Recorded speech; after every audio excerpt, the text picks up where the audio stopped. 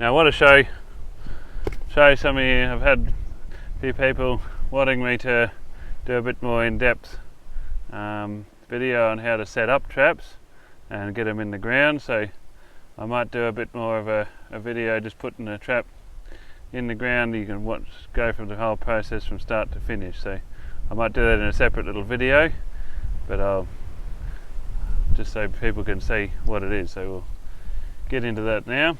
3, 2, go.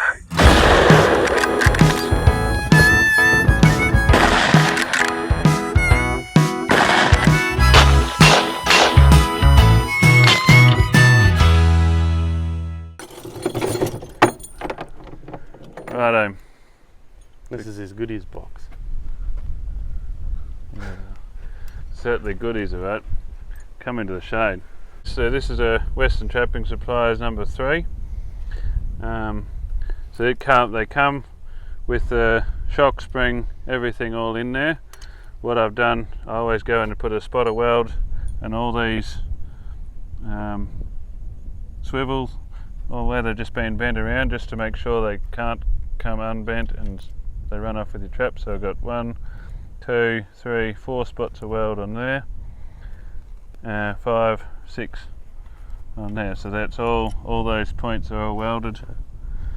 So those points Just in here, so where that's come through, bend around, and I welded those two ends together so that can't come apart and with them pulling like mad. But generally with a shock spring, those shock springs are nearly essential. If you got a trap staked down, if you're on a drag, you don't need that, but I leave them on anyway because just leave it on there set up.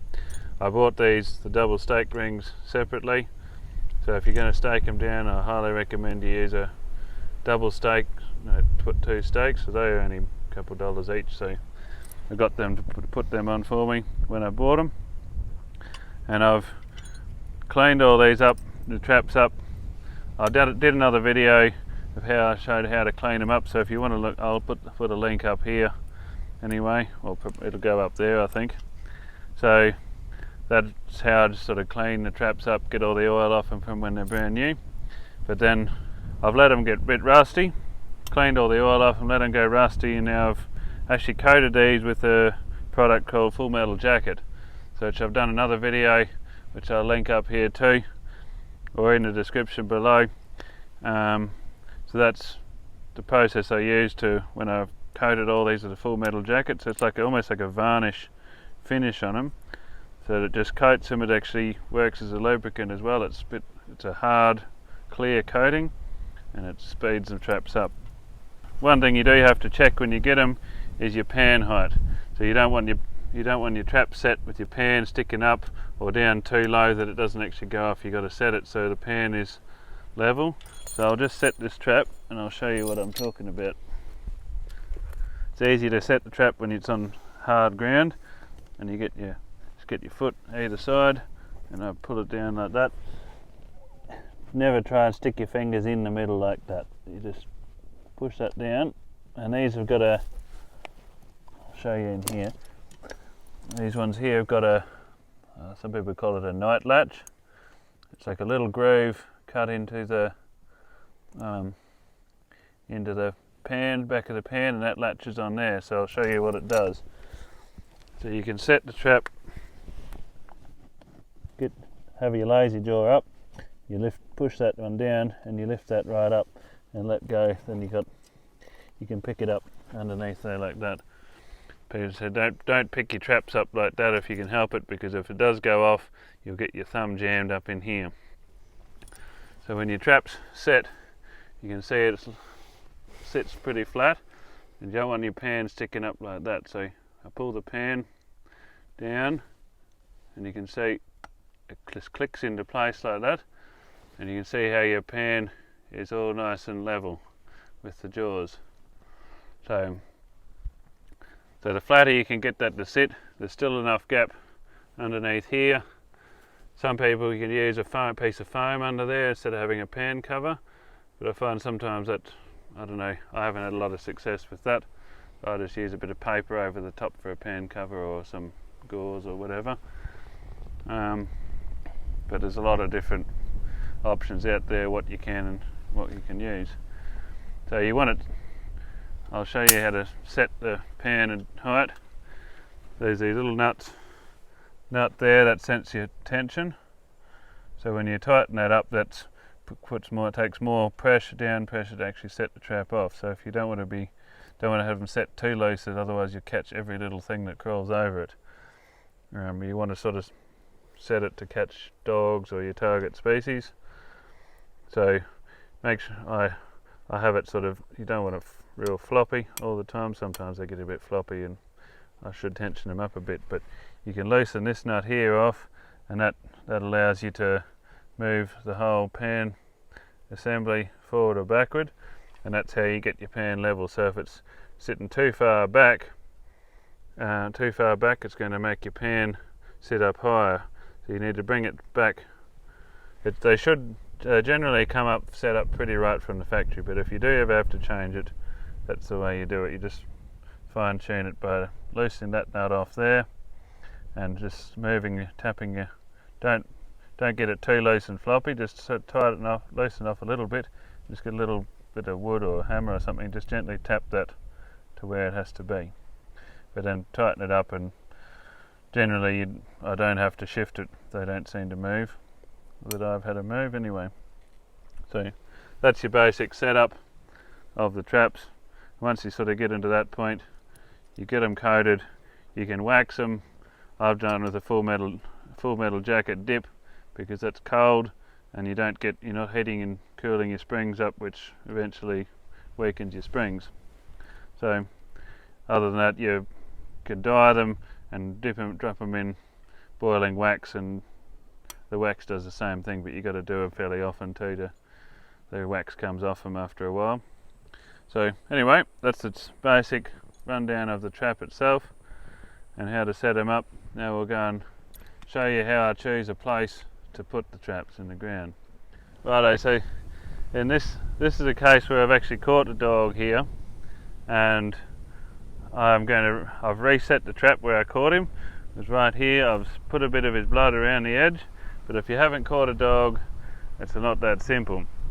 So what I'm going to do is I'm going to set another trap over here, because I know dogs are probably going to come back into the area, and so I was thinking of putting a trap just over here somewhere in this little loose sand. It'll be a bit easier to set. The dogs are going to be walking all around here because there's blood and there's scent everywhere from this dog. But then if you look at there, there's a slight bit of a trail. I've had wallabies coming out of the scrub here, straight out into the grass. If I put it there, they're likely to set it off.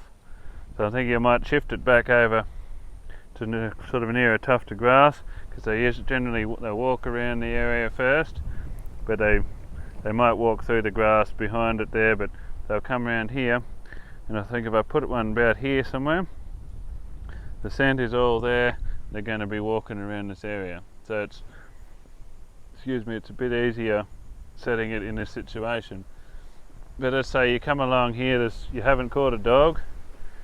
You look for spots like in a gully like this, or sometimes up on a rise, but they generally like it in gullies. You generally have pretty good success catching dogs in the bottoms of gullies. But so you get a tuft of grass like this, you come along and you can often find marks around here where they've actually been walking around the edge, marking on the bushes. And the other day I've disturbed all this lately, but the other day I did see footprints around this particular bush. And so what I'll generally do is you try and find, if they're coming down the track, they're likely to go, depending on the wind, if the wind's blowing this way, they might go past it before they actually smell it, and then they'll smell it and come back. So he'll be coming in at probably that angle, and so if his nose is in here, his feet are still going to be back here, especially if he's smelling something he's not real familiar. They tend to get a bit wary, and so they'll kind of reach in a bit. So I'd be setting a trap probably not right there, but maybe just off to one side, because if he's got 1 foot either side, you sort of want to get it off to the side just to keep him. And I'll tend to put it away from the track a bit further, so you don't have risk driving over a trap, or just get less traffic that's walking the track. still less likely to stand on it. So you could put one there, or you could put one over this side too, because if it's a fairly common mark, they might be coming down the track and they just know that that's their marking spot, and they'll come walking straight over to mark on it, especially if there's other scent on it. So yeah, so I might even stick another trap in probably here, and I'll put a bit more dog urine or something on that bush there. Anyway, we'll get the trap in the ground and I'll show you the process. This is just the basic setup, what I use. This is thing around my neck, it's just a bit of a towel for sweat, because you don't want your sweat dripping off your face onto the ground. So what I generally do is sort of get a bit of dirt on my hands, just to get some smell off them, and sort of get more of a dirt smell on your hands. Yeah, you can use gloves. I sometimes wear gloves, sometimes I don't. It doesn't seem to really make a big difference, I find. I think when I set that one there the other day, I didn't even use gloves on it. So I'm not going to use gloves for this one, but if you're in an area the dogs don't know your scent, but because I work here, I've been here, come here a lot, I'm always around here, the dogs know my scent, they know when I've been opening a gates or working on troughs or whatever, so they're not going to be too frightened of it. They know my scent's in the area. So I'll just go without gloves for the time being. So I've got a dirt pan. I've just made that up just with a bit of, what do you call it, a bit of Colorbond stuff there, and I've riveted a bit of mesh into the bottom of it, but you can buy prefabricated ones. Then I use this bit of a pick for digging the holes. You've got a hammer for driving your stakes in. I've got a couple of stakes. These are just a bit of Rio bar, probably is it 10, maybe 10 mil, 10 mil Rio bar I think, or ½ inch. Not sure exactly what it is, but I've welded some big nuts onto the top. I've got some big old thick nuts and I cut them in half so the top of the thing is a lot thinner, and I've welded them onto the tops of the Rio so that when they go through your double stake ring, there's no way that they can pull through.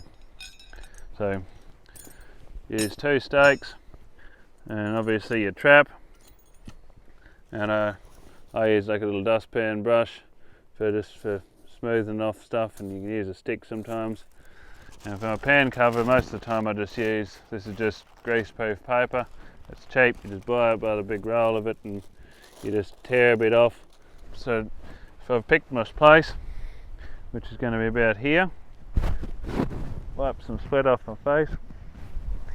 I've picked this place here, so I'll try and put the trap in there. So if you're not real familiar with what shape and whatever to dig the hole, I generally set the trap and don't leave it somewhere where you're going to put your hand on it.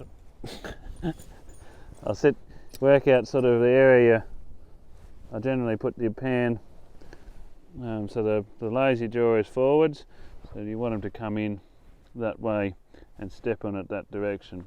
If they come in this way, it's not really going to matter, but I'm guessing they're going to be coming in from either way, this way or that way, and you want it to close generally on that way on the foot, not on the side, otherwise it's probably hurt them a bit more. But either way, you don't really get much say in what angle they're coming in. So I'll generally sit it at about that sort of way, and sometimes you can just draw a bit of a shape around your trap. So then sit it over there out the way, you're not going to put your hand on it and get caught. So here you got the outline of your trap. So generally I'll just take the top dirt off, keep that separately, because that way you can use that then to camouflage a bit better, because that dirt will be the same colour as what's around it. Then you get pick whatever, and I'll just carefully dig out sort of the shape of the trap.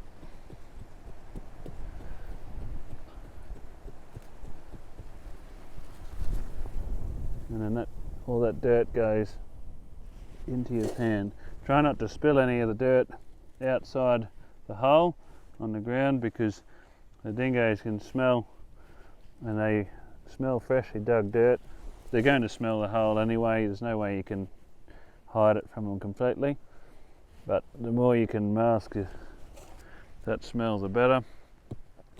Now I stake the trap underneath the trap, so I don't need to dig another hole out the side to bury the stakes and everything.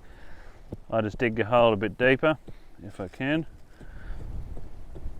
and then I'll hammer the stakes in, everything underneath the trap, so there's less ground you need to actually disturb.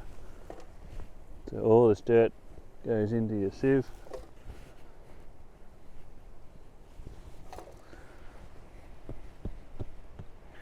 So you don't need to dig where the wings of your traps go. They don't need to be as deep. So you try and just keep this side here probably a little bit deeper, just to fit all the mechanism of your trap in, and then sort of a smaller hole directly under the middle where you hammer your stakes into.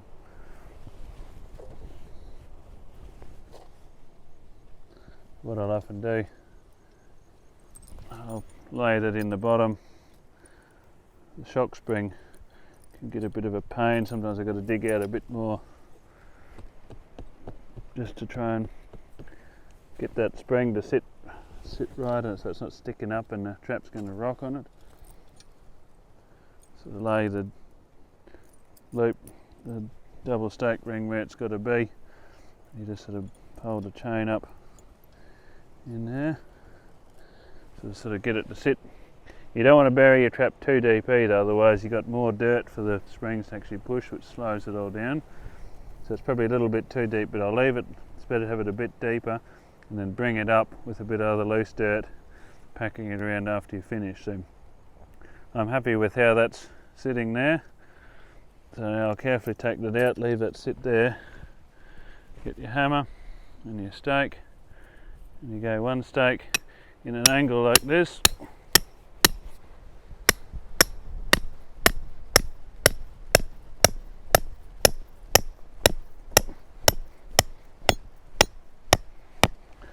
And then the other stake, make sure you get it in the ring, covered with a bit of dirt. You'd look silly if you put it in next to the ring and it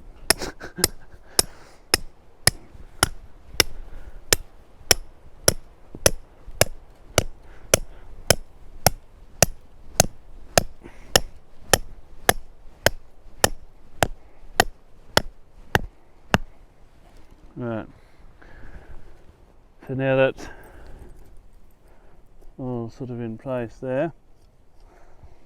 Now what I usually do is get a handful of this dirt and throw it underneath the trap around all the springs without lifting the trap out too much.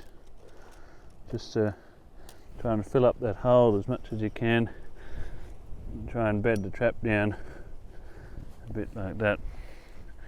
Now this is the part where you have to start being extra careful. I go on now and I get the trap, set that down so it goes click, and now get your paper and don't stick your finger in and push down on that.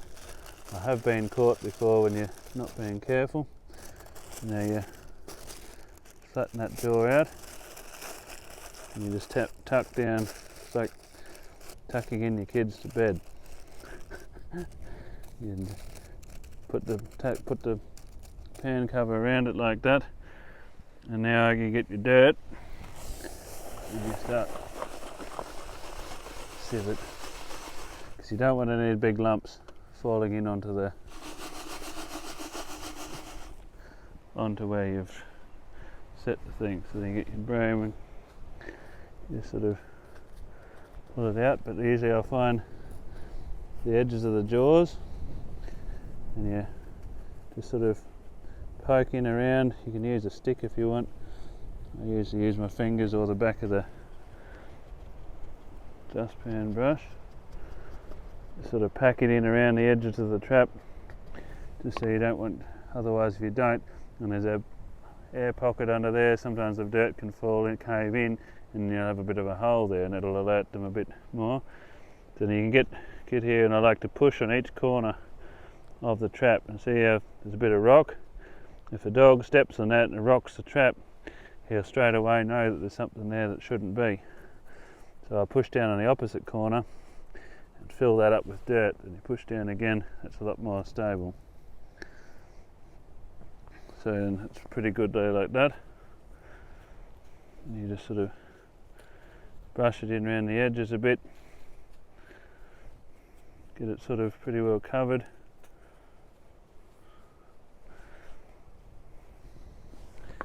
Get some of the original topsoil and just put over the top, keep any lumps out of it.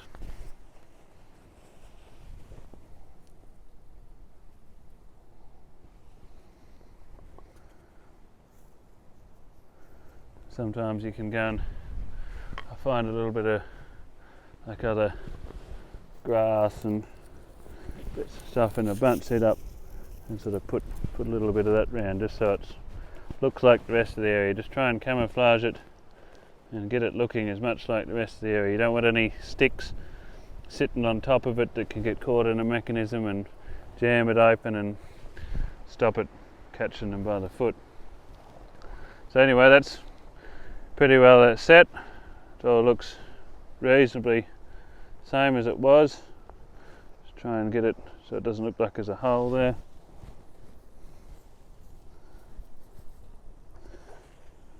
You might be able to put a few scratch marks, because when dogs are marked they generally scratch their feet. Excuse me. And sometimes when it's hard to camouflage the loose dirt or the fresh dirt you've dug up.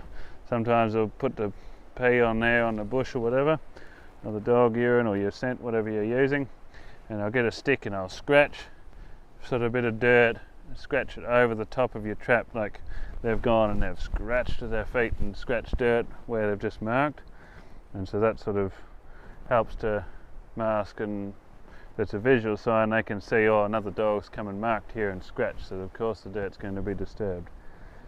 That's the theory anyway behind it. So we'll pack that up now. Leave this dirt on your mat and sit to the side. I generally pick up your mat, and you want to take this dirt right away. So I'll take it over, walk it out into the grass a bit usually, throw it out there and spread it out a bit.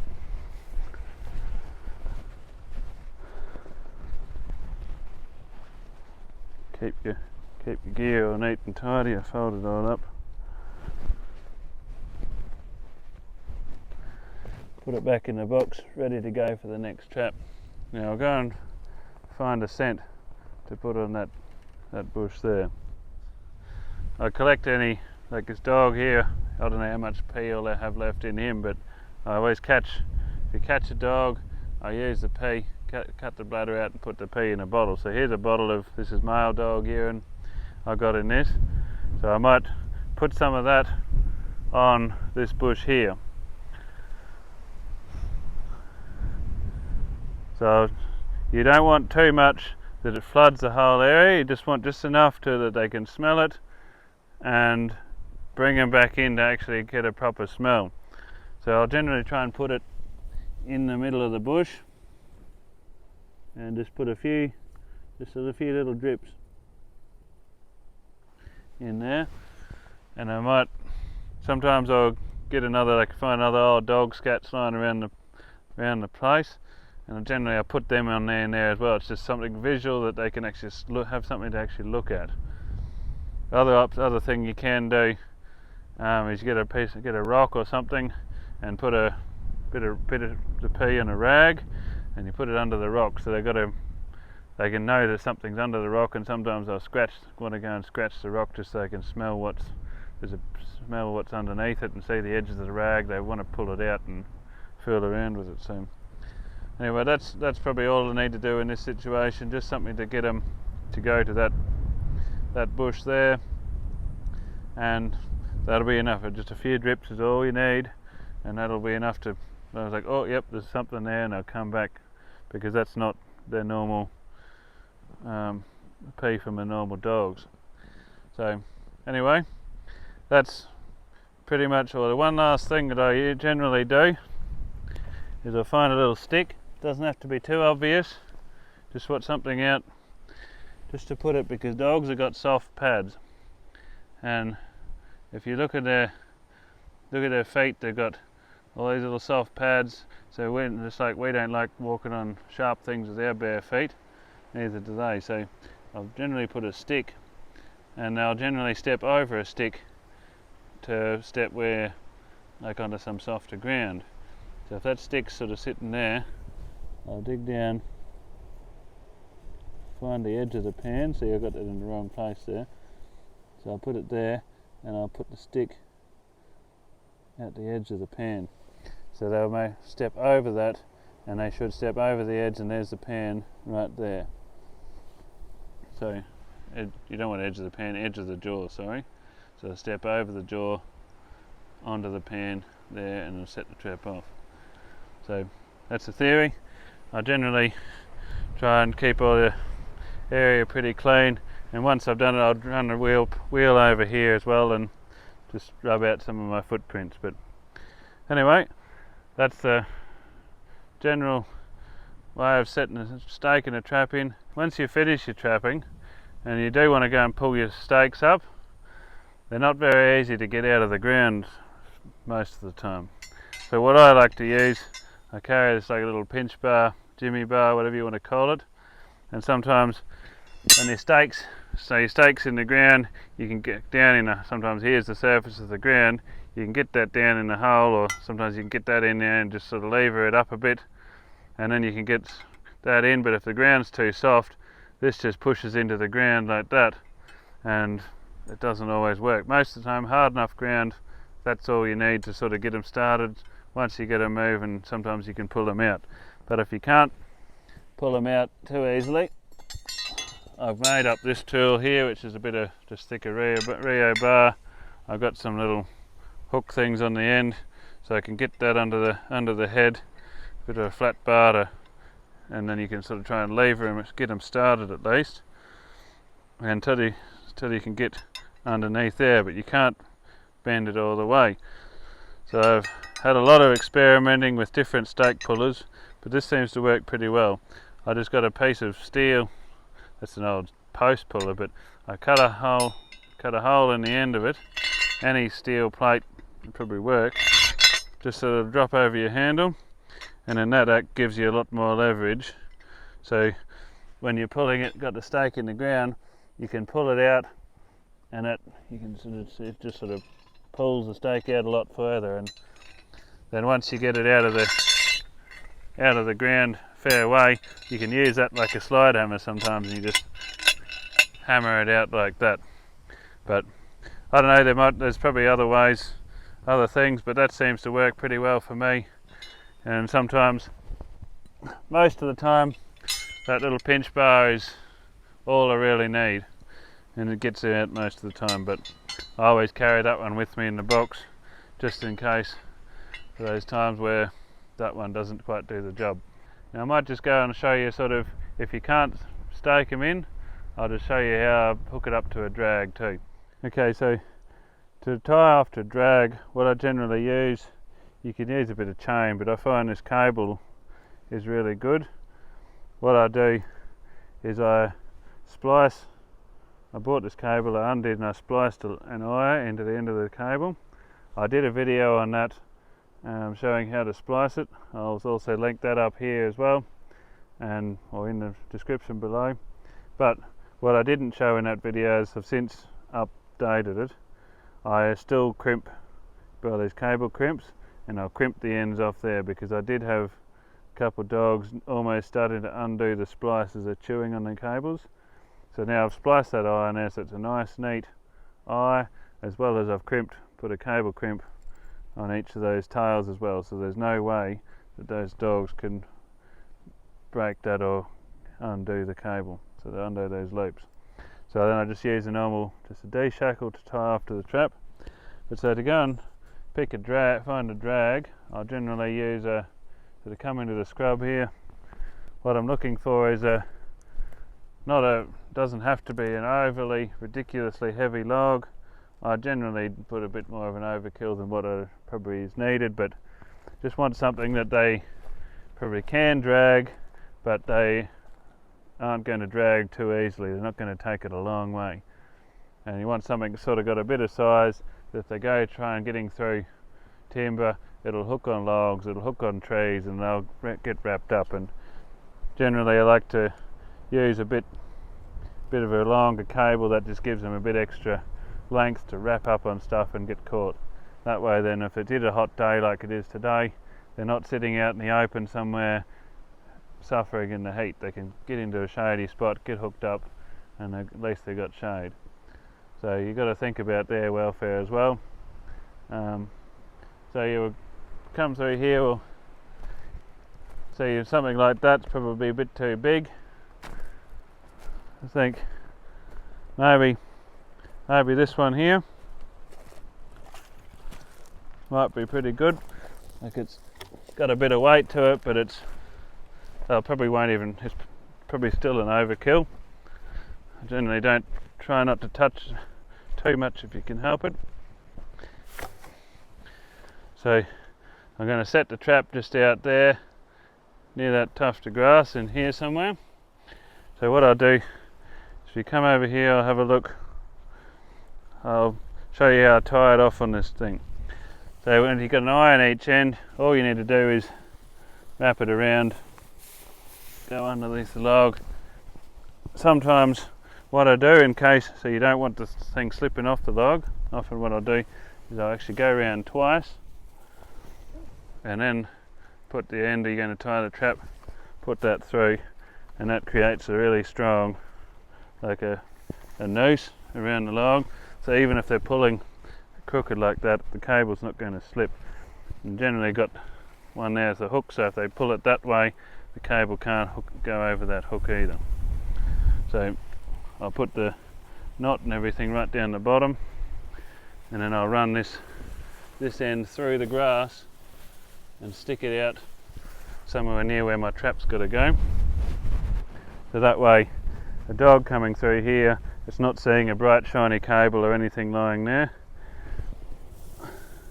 And there's my cable there, so I can just shove that out the way and I'll bury my chain and everything back into the bushes. So anyway, otherwise everything else is the same. You don't have to dig your hole deep to stake it down. So you just dig your hole a lot shallower, and you'd run your chain out the side, sort of dig a little bit of a trench, bury your chain over, and just use the D-shackle and tie that onto your. I just tie that onto your D-loop, your double stake ring in your thing. But make sure when you do tighten it up, don't just do them up finger tight. Get pliers or something and tighten them up properly. Otherwise, the dog's chewing on them.